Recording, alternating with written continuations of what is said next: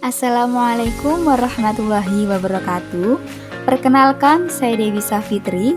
Saya merupakan mahasiswa pendidikan profesi guru Prajabatan Gelombang 2 tahun 2023 Universitas Jember dari PGSD kelas B dengan nomor induk mahasiswa 250211105855. Pada video kali ini, saya akan menyampaikan terkait kampanye praktik baik yang saya lakukan di SD Negeri Kepatihan 05 Kabupaten Jember. Kampanye praktik baik ini merupakan penugasan ujian akhir semester pada mata kuliah Perspektif Sosiokultural dalam Pendidikan Indonesia. Kampanye praktik baik yang saya lakukan yaitu penerapan scaffolding pada Zone of Proximal Development atau ZPD dalam pembelajaran pendidikan Pancasila Unit 3, pembelajaran 2, keberagaman sebagai anugerah. Adapun waktu pelaksanaannya yaitu dilaksanakan pada hari Senin tanggal 29 Januari tahun 2024. Untuk waktu pelaksanaannya yaitu pada pukul 9.30 sampai 10.45 atau 2 jam pelajaran. Sedangkan tempat pelaksanaannya yaitu di SD Negeri Kepatihan 05 Jember. Adapun pendekatan yang saya gunakan yaitu pendekatan saintifik menggunakan model pembelajaran problem based learning dengan metode ceramah, tanya jawab, penugasan, dan diskusi. Pembahasan pertama terkait ringkasan intervensi terkait penerapan scaffolding pada Zone of Proximal Development atau ZPD. Scaffolding merupakan strategi pembelajaran yang melibatkan peran guru dalam pemberian sejumlah bantuan kepada peserta didik yang sedang mengalami kesulitan. Kemudian, menghilangkan bantuannya tersebut setelah dirasa mampu menyelesaikan sendiri.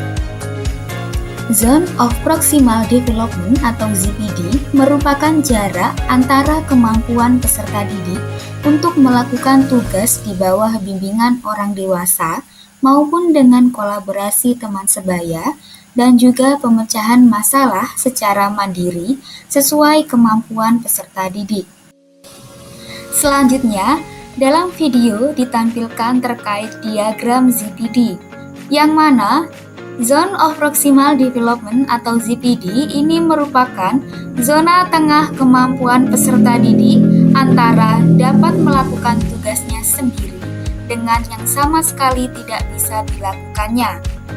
Pada zona ini, peserta didik memerlukan bantuan dan juga dorongan dari guru melalui penerapan pembelajaran dengan strategi scaffolding. Pembelajaran dan replikasi terkait penerapan scaffolding pada Zone of Proximal Development atau ZPD. Pada penerapan praktik baik pada video kali ini, menggunakan judul penerapan scaffolding pada Zone of Proximal Development atau ZPD, peserta didik kelas 5B SD Negeri Kepatihan 05 Jember dalam mata pelajaran Pendidikan Pancasila Unit 3, pembelajaran 2, keberagaman sebagai anugerah.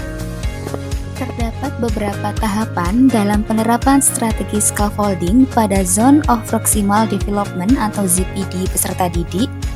Adapun tahapan-tahapan tersebut yang pertama yaitu dengan menentukan zona of proximal development atau ZPD dari peserta didik. Hal ini dilakukan dengan cara melihat hasil belajar sebelumnya. Kemudian dilanjutkan dengan membentuk kelompok berdasarkan ZPD peserta didik yang sama. Hal ini dilakukan guna memudahkan dalam memberikan bimbingan terhadap materi yang sedang dipelajari. Tahapan yang kedua yaitu dengan merancang tugas-tugas belajar, yakni aktivitas-aktivitas yang perlu dicapai peserta didik selama strategi scaffolding ini berlangsung.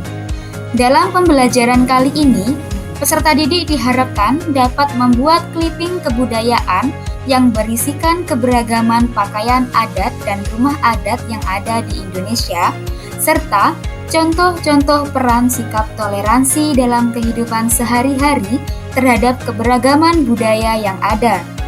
Berdasarkan hal ini, sebagai seorang guru, dapat berperan dalam menjabarkan petunjuk pengerjaan tugas dengan memberikan pemecahan masalah ke dalam tahapan-tahapan yang rinci, sehingga peserta didik mampu menyelesaikan tugasnya dengan maksimal.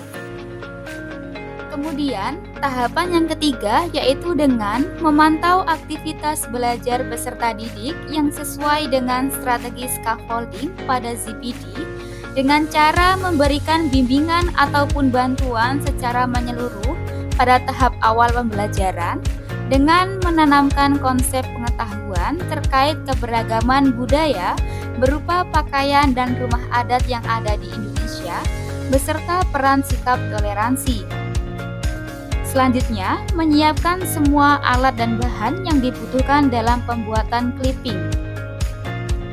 Kemudian, membimbing dalam memecahkan masalah terkait pengelompokan keberagaman pakaian dan rumah adat berdasarkan asal daerahnya, beserta peran sikap toleransi yang tepat untuk dicantumkan dalam clipping, hingga melepaskan peserta didik untuk menyelesaikan tugasnya secara mandiri. Tahapan yang terakhir yaitu tahapan keempat. Pada akhir kegiatan inti, guru memberikan kesempatan kepada peserta didik secara berkelompok untuk mempresentasikan hasil kerjanya, dengan tujuan untuk mengecek dan memberikan evaluasi terhadap tugas yang telah dikerjakan oleh peserta didik. Tidak hanya itu, guru juga memberikan penugasan berupa asesmen formatif di akhir pembelajaran yang bertujuan untuk mengetahui tingkat ketercapaian tujuan pembelajaran berdasarkan kemampuan kognitif dan juga psikomotorik peserta didik pada pembelajaran keberagaman budaya dan peran sikap toleransi yang dikembangkan dalam bentuk clipping kebudayaan. Pembahasan yang selanjutnya yaitu terkait hasil yang dicapai terkait penerapan scaffolding pada Zone of Proximal Development atau ZPD. Yang pertama, peserta didik dapat terlibat aktif dalam setiap proses pembelajaran. Kemudian yang kedua, membantu peserta didik berfokus pada pencapaian tujuan pembelajaran.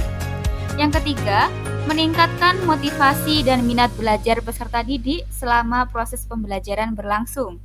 Yang keempat, menciptakan lingkungan belajar yang suportif dan menerima peserta didik.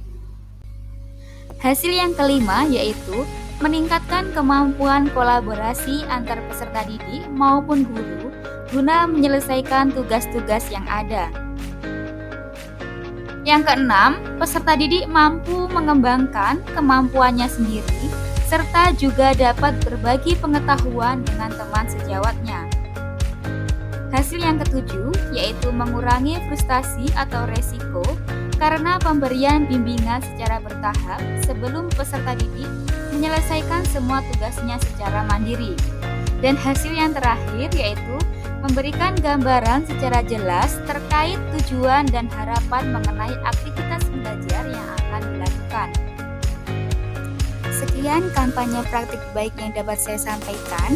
Kurang lebihnya saya mohon maaf. Wassalamualaikum warahmatullahi wabarakatuh.